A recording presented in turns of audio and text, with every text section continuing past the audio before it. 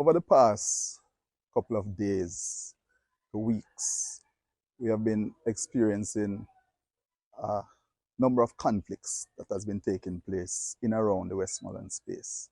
And these conflicts have only served to heighten the tensions in the area and has served to undermine or impact the efforts or the intervention efforts of both the police and our external partners.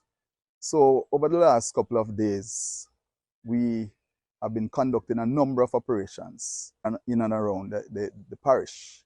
Currently, we are conducting an operation in the Barracks Road area of Sav. This area is popularly known as Gully Bank, and we are conducting a number of cordon searches. So far, we have managed to recover 2 shotguns, and a number of violence producers have been taken into custody, being processed.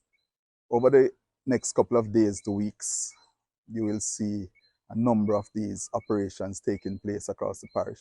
Anybody who is out there, who is in the space, that has any information, know where there's a gun or any person who the police might have interest in, to just pass on the information while we are still on the ground, because the gun that you might refuse to tell us about might just be turned on you or some of your family or someone that you know tomorrow.